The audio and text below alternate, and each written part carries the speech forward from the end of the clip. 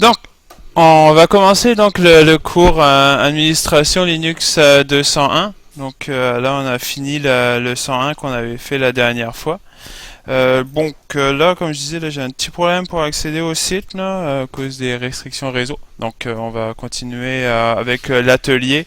Vous devriez normalement l'avoir sur votre écran, l'atelier. Je voulais présenter aussi un petit peu comment j'avais changé l'organisation du cours.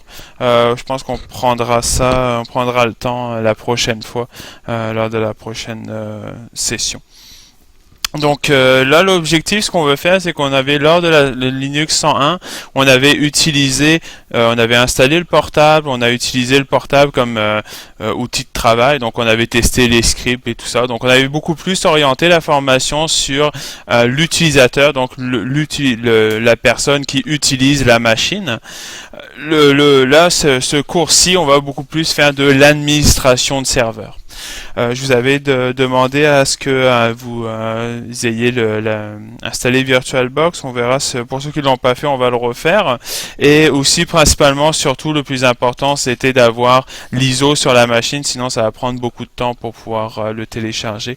Donc, pourquoi? Parce que ce que je veux, c'est qu'on fasse une installation dans une machine virtuelle du Linux Server. Comme ça va nous donner notre laptop qui est poste de travail et on va pouvoir interagir avec un serveur. Donc quand on va commencer à réaliser par exemple des limitations au niveau des règles de firewall, etc., on aura vraiment une dynamique client-serveur avec cette VM qui est le serveur.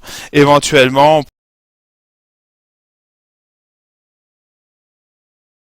avoir excusez, ça vient d'apparaître maintenant. Si on désire avoir une deuxième VM pour faire en fait un jeu à 3, là, 2 serveurs plus un client, là, donc on pourra regarder comment on veut faire. Là. Je vais juste me... Parfait. Donc, excusez pour un interlude. Donc, si on reprend, donc maintenant vous aurez accès à la formation donc administration Linux 201. Comme je vous avais demandé, si vous aviez un peu de temps pour répondre juste au petit questionnaire. Bon, là je suis pas avisé, je vais regarder plus tard. Donc juste ce petit sondage. L'objectif c'est vraiment de voir qu'est-ce qu'on peut améliorer pour la formation, puis moi aussi répondre un peu plus aux attentes. Hein, c'est pas mal personnalisé le cours, fait que je suis capable de m'ajuster pour que ça réponde à vos demandes. Ça, là ce que j'ai fait, quand on va arriver après, il va avoir par exemple l'initialisation du système d'exploitation. Donc on va voir par la suite. En fait, j'ai mis des restrictions. Donc vous auriez pas le choix de répondre aux questions pour pouvoir visualiser les prochaines étapes. Donc ça va être un peu comme ça la formation, où pour pouvoir avoir le suivant, ou juste de temps en temps il va y avoir 2-3 questions. Donc pour que ça soit un peu plus interactif et puis pour qu'on puisse bien voir le cheminement au fur et à mesure de la formation.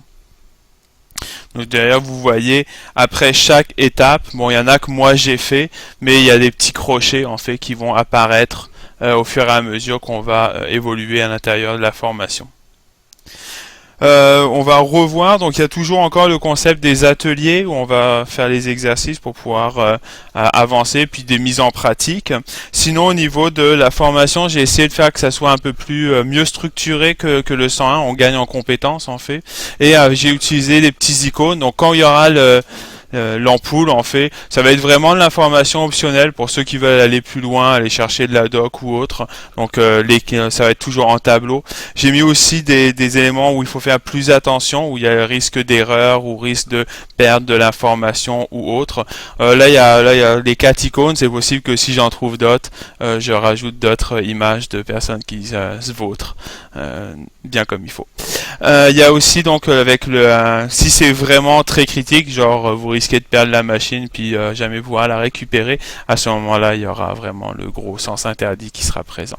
Et on va garder le même concept au niveau de les commandes qui vont être présentées, donc une boîte avec le highlighting à peu près des commandes, et aussi bien important, c'est possible qu'il va avoir le tag output coupé quand il y a trop de lignes, que moi je veux pas tout mettre là parce qu'après on voit plus vraiment l'essentiel. Donc je vais réaliser les commandes comme ça. Le prompt, je vais toujours le mettre, le nom du user @host, donc comme ça veut dire que ici il y a une commande qui est réalisée. C'est bon? Donc là c'était juste pour clarifier ce que j'avais commencé un peu à faire au niveau du 101, mais au moins là j'ai plus Ah, ben voilà. Déjà, on voit première erreur au niveau de l'atelier, je vais le changer. Alors, on va pas installer le 13.10 serveur, mais on va installer 12.04 serveur qui est LTS. Je reviendrai là-dessus. Donc, comme je disais, ce qu'on va faire, on va commencer par on va mettre un système de virtualisation, hein, c'est comme VMware Workstation pour nommer un logiciel privatif. Pourquoi je choisis VirtualBox? Ben, évidemment, c'est un logiciel libre, donc je vais pousser plus vers ça. VirtualBox est propriété de Oracle, c'était Sun qui l'avait acheté à l'époque, mais pour le moment, on garde encore une bonne indépendance face à Oracle. Donc, tant que ça sera le cas, et quand ça sera plus le cas, ben, ça sera forké comme LibreOffice et OpenOffice là, que lors de l'achat de Oracle. Il y a eu la petite bisbise avec OpenOffice et ils ont forké vers LibreOffice pour dire comme quoi on garde notre indépendance. Donc si on refait l'installation, pour ceux qui ne l'auraient pas déjà installé, bien entendu vu que c'est une installation de logiciel, il va falloir utiliser sudo apt-get install virtualbox-qt pour faire l'installation. Donc là, moi, évidemment, là, il me dit, bon, j'ai les packages qui sont en trop, mais ici, en fait, il est déjà présent. Is already installed, the newer version. Donc, il n'y a rien à faire à ce niveau-là. C'est bon. Donc, on va démarrer VirtualBox. Bon, bien entendu, vous pouvez le faire via le menu, hein, ou via VirtualBox, via la ligne de commande pour démarrer le logiciel.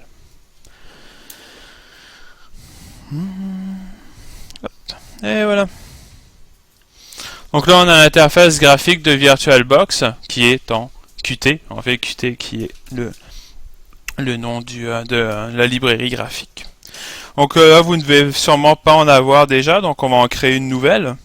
Nommez-la comme vous voulez. Hein, Servez, moi je vais l'appeler Servez 01, mais libre à vous.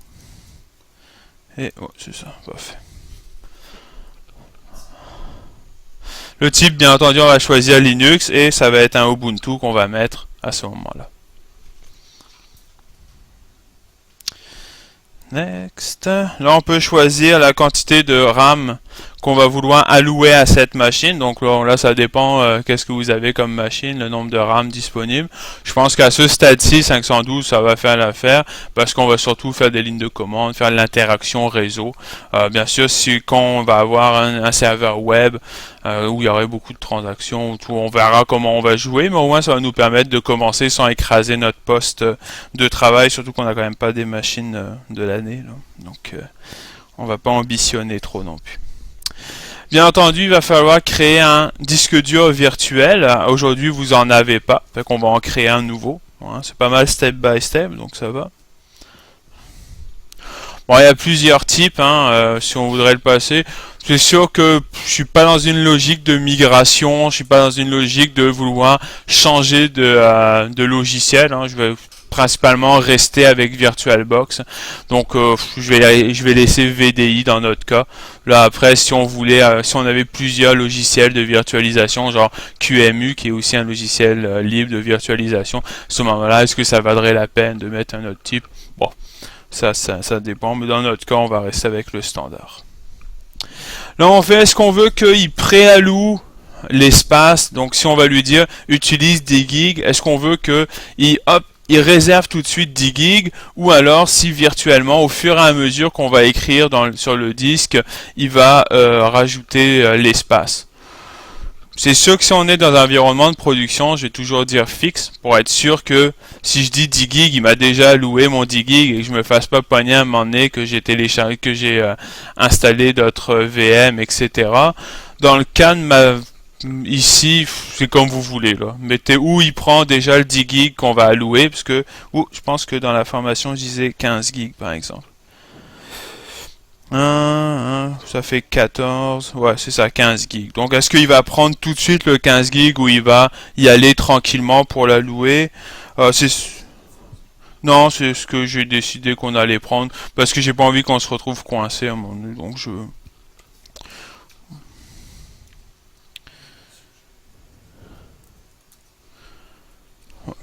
Ouais, ouais, mais c'est juste que après je veux qu'on puisse jouer avec, je voulais juste pas me retrouver avec une problématique d'espace. Parfait? Parfait. Et voilà. Donc là, actuellement, la VM en tant que telle, le bucket vide, le vide est créé. Ah ouais, t'as fait... Si vous avez mis fixe, évidemment, il faut qu'il prenne le temps d'allouer l'espace.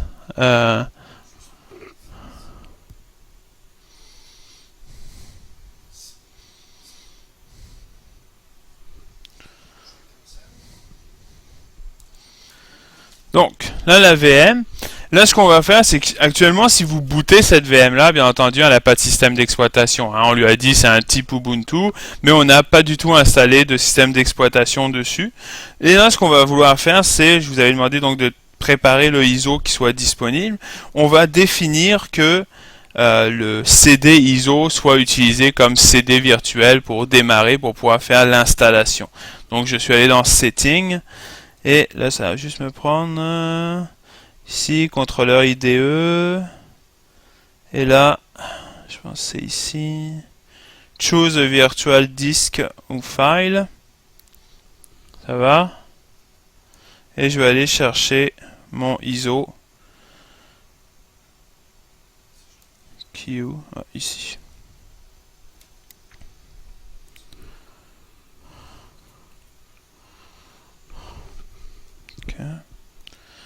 Donc, et open, hop. Et là, c'est en moment-ci, mon contrôleur IDE, donc du CD, et le Ubuntu, qui est dans mon répertoire Home dans Download. C'est bon? Parfait. OK. Et on va démarrer la VM.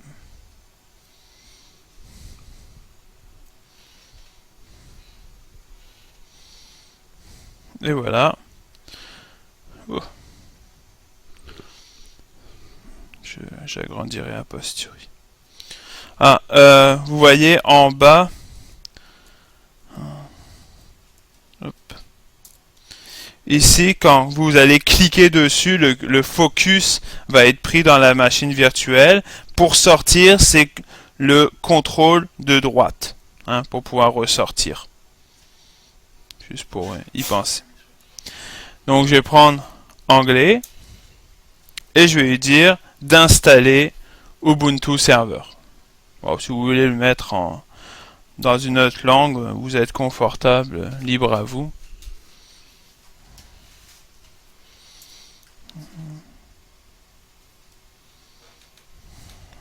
Ouais. Ce petit message de VirtualBox.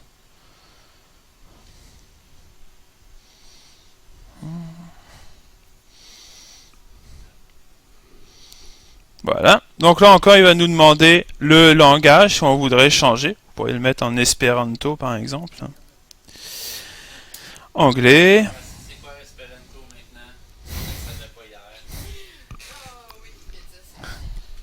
hier. Le pays où vous êtes, quoique ça n'avait pas beaucoup de changements, surtout si vous aviez choix avec United States, ça va surtout changer pour les miroirs. Canada. Vous voyez, donc là, contrairement à l'installation desktop qu'on avait fait pour la machine, on se retrouve avec une installation vraiment en console, donc avec l'interface graphique and curse, là, si on peut dire. Là, je vais faire un nom pour la détection du clavier, parce qu'il va me le mettre par défaut en US. Donc, il me donne le choix ici. Je vais le laisser en US dans mon cas. Matching US.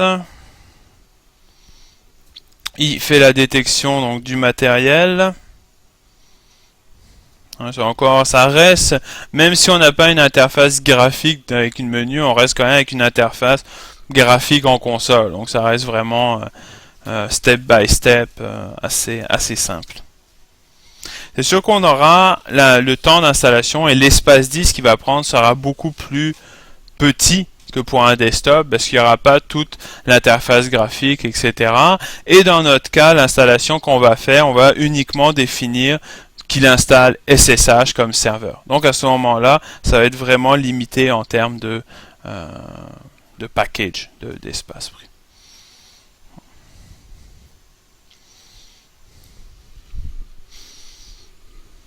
Hein. Là, il scanne en fait les packages qui étaient disponibles sur le CD pour pouvoir faire l'installation, pour pouvoir offrir les packages.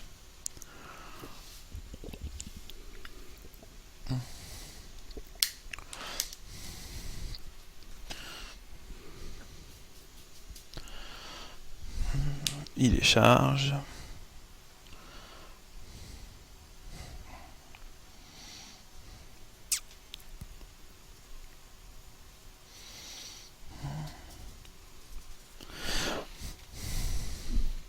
Entre-temps, à part Ghislain, est-ce qu'il y a quelqu'un qui a répondu au sondage? Ouais. Comme je dis, j'ai pas du tout regardé, je suis pas notifié une fois. Euh, C'était pas trop long, hein. 2 minutes là. Vous avez l'occasion. Ouais. 3.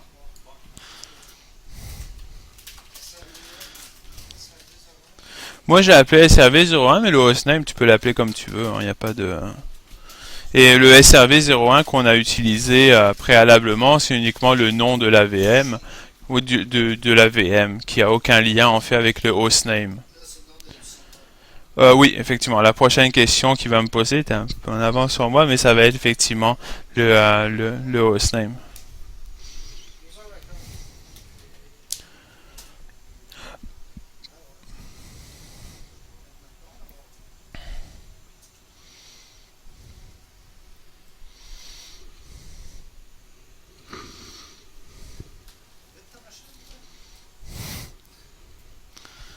Je ferai un appel de service pour en avoir une plus rapide.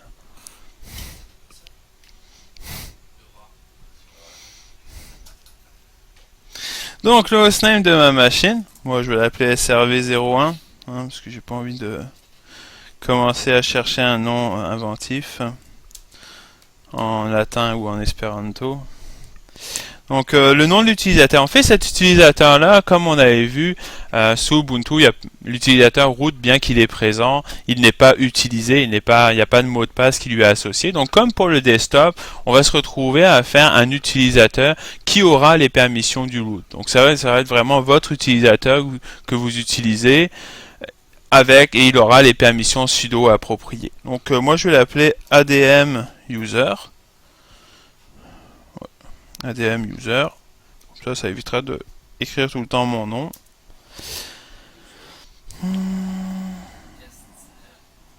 Username.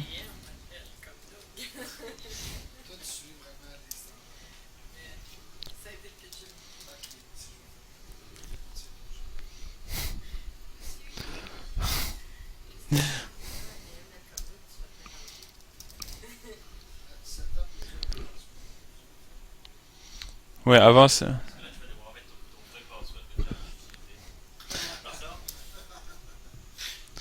Bon, bien entendu, moi, lors du processus, j'ai mis un mot de passe pas bon, weak, là, comme ils disent. Hein? Non, je ne vais pas encrypter le répertoire Home. Vous pourrez le faire si vous voulez. Dans le cas présent, j'ai pas envie d'avoir cette couche-là en plus. Si vous voulez, on pourra le faire manuellement nous-mêmes lors d'une session, donc d'une formation. Je pense qu'on va plus gagner à le faire nous-mêmes que de le faire directement, automatiquement lors de l'installation. Donc, dans le cas... Non, pas vraiment. En fait, l'avantage de l'encryption du disque du répertoire Home, c'est juste si je perds ou que on m'enlève mon disque dur.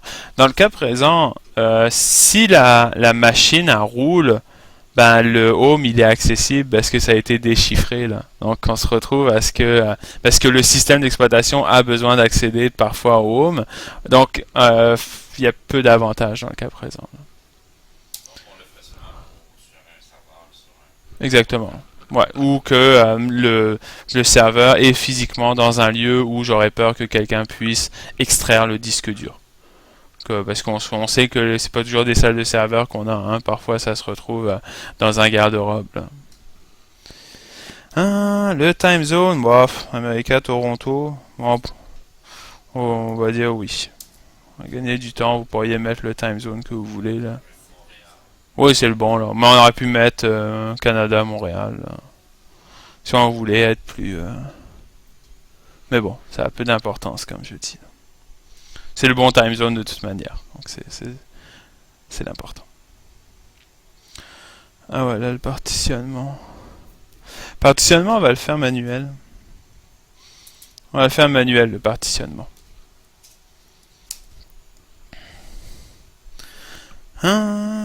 Donc là, j'ai un disque dur SDA, parce que j'ai un seul disque dur actuellement à l'intérieur qui porte le nom de ATA VBox Hard Drive. Donc, je vais sélectionner ce disque dur là. Donc là, il me dit, est-ce que je veux créer le header des tables de partition dessus? Oui. Free space, donc j'ai 16 gigs, donc j'avais dit 15 tout à l'heure, il a agrandi un peu plus. Ok. Donc là, ce que je vais faire, c'est que je vais créer une nouvelle partition. Je vais juste me référer à laquelle j'avais mis. J'avais dit /10, 3 pour le home, et la mémoire, le swap, donc le swap de 1 gig. Donc on va faire ça. Donc j'ai create a new partition.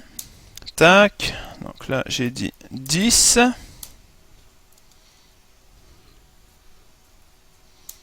Ok, primary, de toute manière on va juste en faire 3, faut qu'on va pouvoir les mettre tous primary au début du disque dur.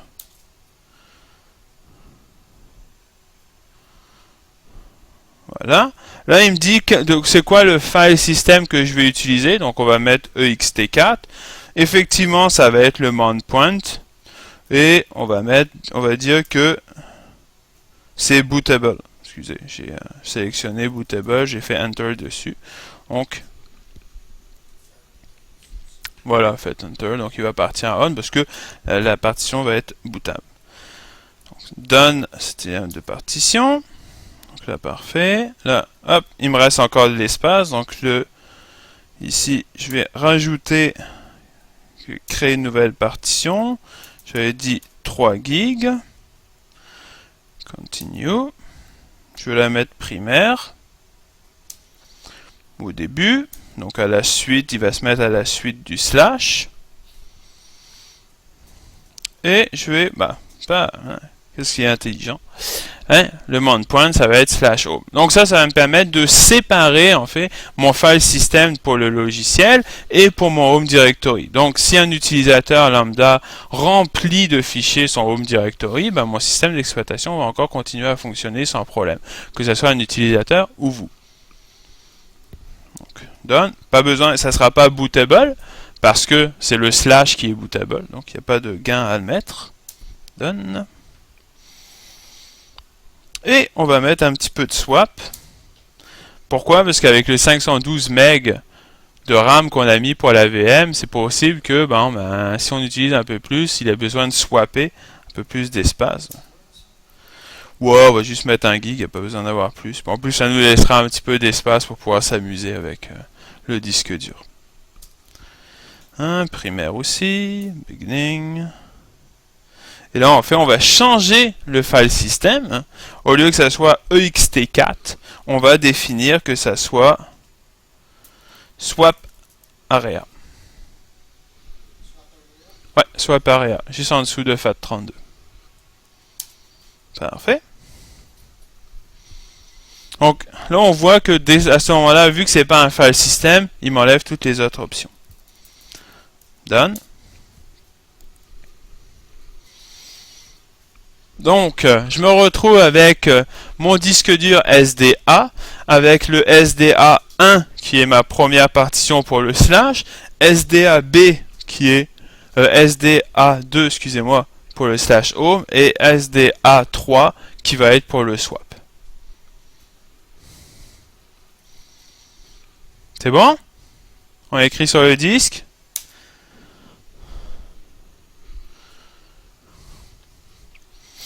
Pourquoi j'ai décidé de prendre... Ah, ok. Write to change. Là, il veut juste me confirmer. Ce sera pas bien, non?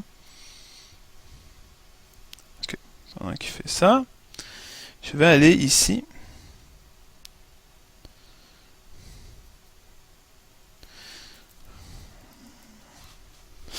Pourquoi j'ai décidé de prendre la 12.04 plutôt que la 13? Deux raisons. Premièrement, et la bonne raison, c'est que la version LTS, Long Time Support, est supportée jusqu'à avril 2017. Donc on est sûr d'avoir les mises à jour pendant une plus longue période. La version 13.0.10 n'est pas une version long time support, donc il y a du support uniquement pendant 9 mois. Donc après, donc à partir du 2013-10. Donc en fait, les updates ne seront pas longues. Pourquoi? Parce qu'elle n'est pas supportée longtemps. Donc c'est la raison principale pourquoi, pour un serveur, on va vouloir s'assurer que dans 9 mois, je ne suis pas obligé de le réinstaller. Hein, va sans dire, c'est pas long. Ou si l'autre raison, c'est que j'avais le 32 bits et vu que ma machine, je suis pas sûr que le 64 bits allait marcher, j'ai pas pris de chance.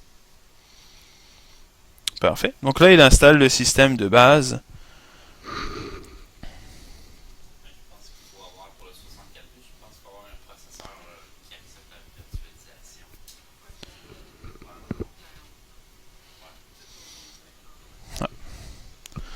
J'aurais peut-être pu prendre la chance, mais bon. Mais la bonne raison, c'est quand même que je me retrouve avec du long time support.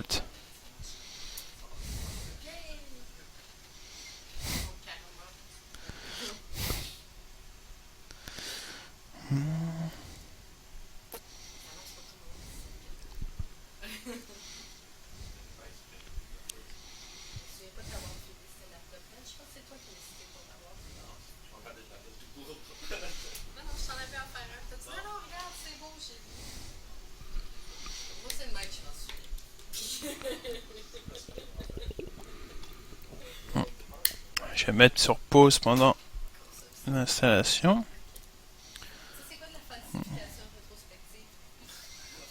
Ok, donc tranquillement, pas vite, ça avance. Retrieve de 7.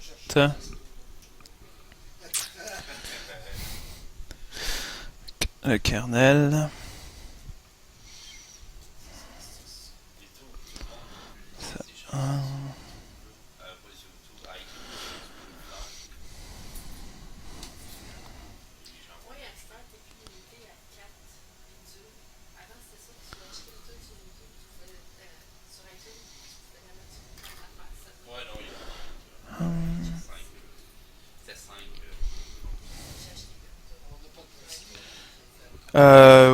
Non, il n'y en aura pas.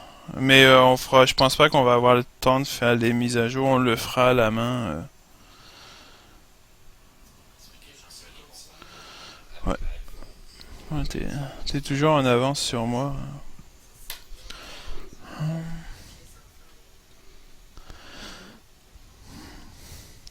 Par la suite, le premier cours, comme j'avais mentionné, ça va être vraiment le démarrage du système d'exploitation. Donc, on va voir comment, à partir du BIOS jusqu'à le login prompt, les différentes étapes qui se sont faites pour comprendre le processus. C'est sûr qu'on n'ira pas dans les détails. Ce qu'on va voir, c'est... Puis, par contre, vous devriez avoir l'ensemble des outils disponibles pour après chercher si vous voulez aller plus en profondeur. Là. Ça va être ça l'objectif, mais je vais faire un survol et on va voir, parce que bien que là on fait la formation sur Ubuntu, je garde toujours l'idée de Red Hat aussi dans cette partie. Donc on va voir en fait les deux systèmes d'initialisation qui sont présents.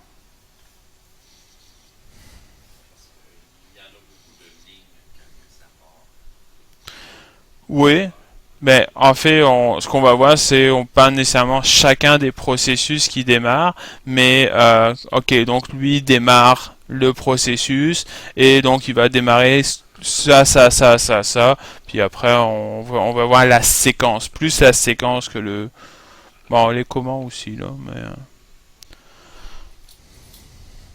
c'est toujours long quand on attend. Là. Je pensais que ah ouais.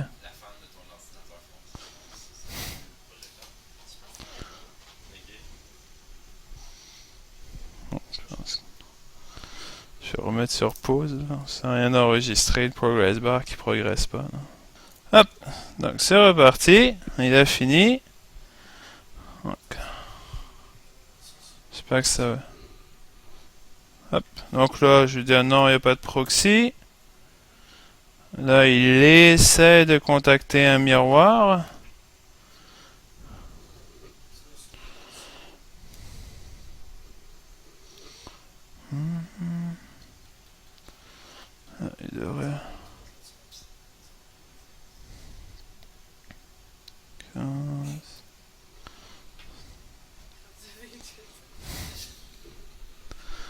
Ouais, parce il reste Une- secondes à hop. l'annuaire. Il recommence, il fait son check. Hmm. Ouais, c'est possible.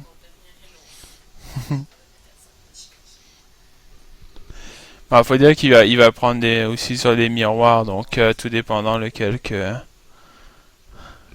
qui tape. Là. Bah, c'est sûr que là, quand on est là, on est en train d'attendre, c'est toujours plus long. Hein, donc, ah, voilà, 25. Ça va faire bien.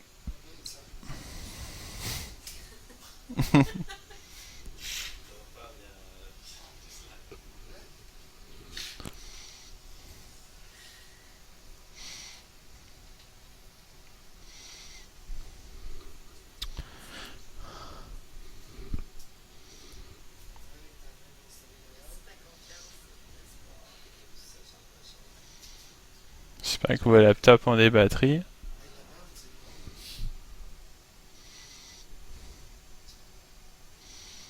Hmm.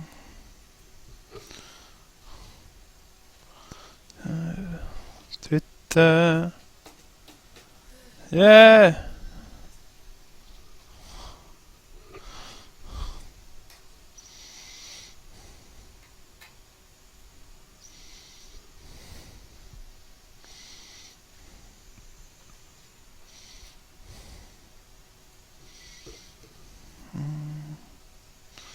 J'ai l'impression qu'il est tout le temps en train de récupérer des fichiers puis de. Ah.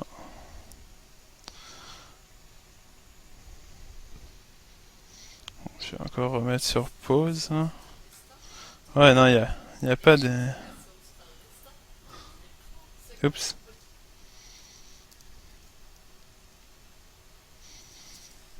Donc, bah, dans le cas, si c'est sûr que si on était sur un serveur ou non, bon, comme on veut là, au moins peut-être les security, install security update automatiquement, au moins ça. Je suis sûr que moi j'aime bien gérer moi-même mes updates, hein, donc, mais bon, ceux de sécurité ça peut être intéressant. Mais bon, dans le cas présent, vu que c'est juste pour la formation et que la machine est à peu près jamais allumée, je vais mettre no automatic update dans le cas présent. Mais c'est un environnement de production, c'est sûr que ça serait mieux. Bon, là, il y a plusieurs groupes de systèmes qu'on peut choisir. Là, dans le cas présent, je veux vraiment qu'on ait un système très minimal. Donc, j'ai juste fait espace sur OpenSSH Server. Et tout le reste, on va en fait faire les installations toutes manuellement. Bien sûr, si on avait un serveur DNS, LAMP, donc Linux, Apache, MySQL, PHP. Quoi? C'est que c'était le fun. Ben, là, si on a besoin d'un serveur web à ce moment-là, mais comme je dis, moi, ce que je veux vraiment, c'est avoir quelque chose de tout nu pour qu'on puisse bâtir là-dessus et d'être autonome sur l'installation plutôt que à ce qu'il fasse les installations de package et que, bon, ben, on sache pas trop. Donc, c'est pour ça que je veux vraiment laisser quelque chose de simple et épuré.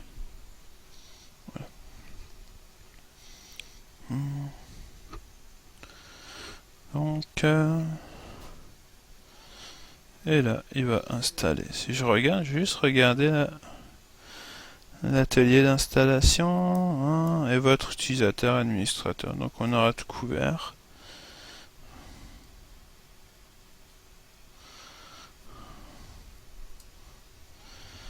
Il n'y a plus qu'à attendre qu'ils finissent.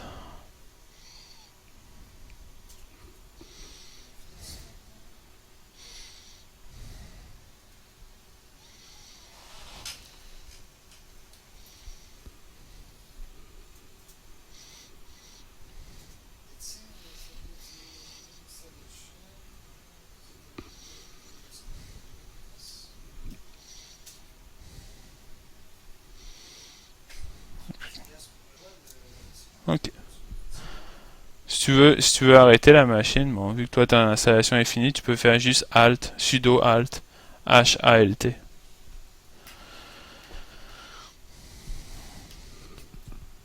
là, il faut arrêter là. Tu peux le suspendre, en fait. C'est ça, si tu le fais du VPN.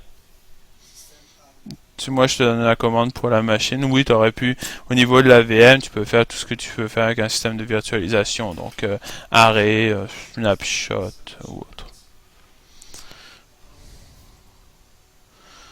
Il finit l'installation. Normalement, par la suite, là, il va me proposer d'installer le MBR, donc le Master Boot Record. Donc, c'est l'application qui va me permettre de booter, donc d'aller chercher le noyau. Bon, ça, on va le voir à la prochaine formation. Donc là, on va lui dire oui d'installer le MBR. Et par la suite, il va me proposer simplement de rebooter la machine pour que ça soit actif.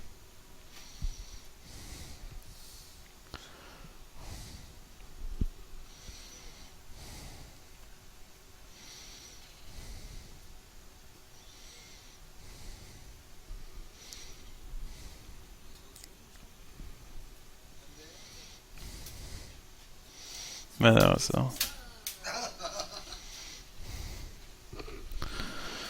Donc.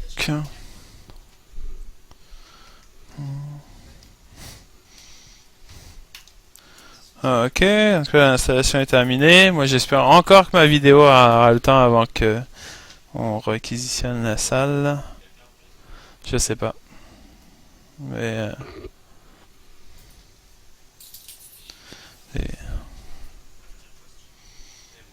Non.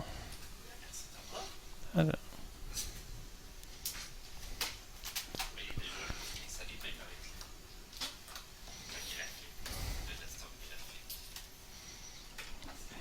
Ah, parfait. Il installe Grub.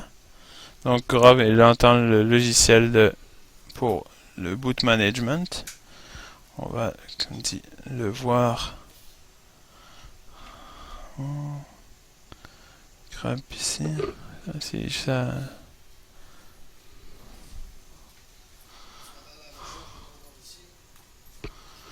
Ah, 16, ok, ça doit être. Ok, donc là il me propose, j'installe le Master Boot Record. Yes, parfait. 50%, ça devrait.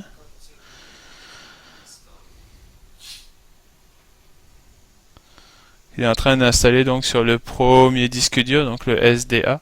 On pourrait même l'installer théoriquement sur une disquette, puis à chaque fois devoir avoir sa disquette pour pouvoir booter. C'est ça qu'on faisait avant quand on cachait que Linux était installé sur une machine Windows, sur une autre partition à l'école. Là, on l'installait. Ah, puis là pour faire qu'on voit à chaque fois le boot et le choix entre Linux et Windows, on était notre disquette, ça lisait la disquette. Ah, ça bootait sur le Linux, on enlevait la disquette, puis on était parti. Ouais, parce que tu sais, les clés USB à cette époque-là. Non, bah, hein, effectivement, ça existait pas, c'est même pas une question de prix, mais c'était plus compliqué. Ouais. Ok, cool, on arrive avec la finalisation de l'installation. Puis il devrait juste me proposer de rebooter à la fin.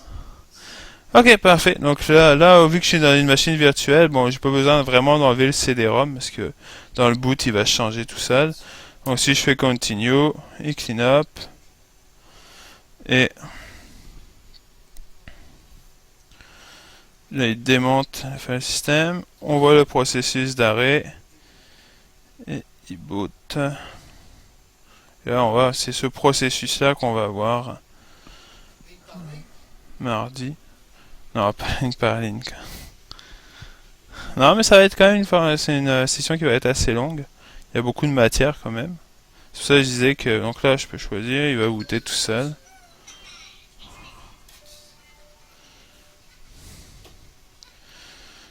Et après il va me donner la main et je vais pouvoir me connecter avec.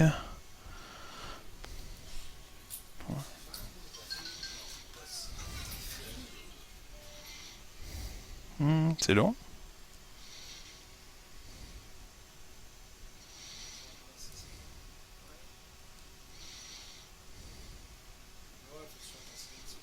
Ah ouais, ça prend un peu de temps.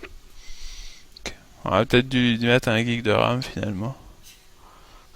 512, ça semble être peu. On verra, peu importe. Là.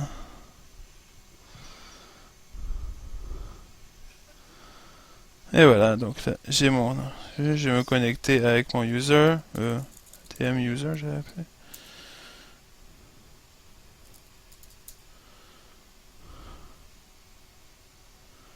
Ouais, cool. Et là, je vais vérifier que je suis bien administrateur dessus. Et voilà, donc l'ensemble est là, donc je vais arrêter ma VM et arrêter l'enregistrement. À la prochaine.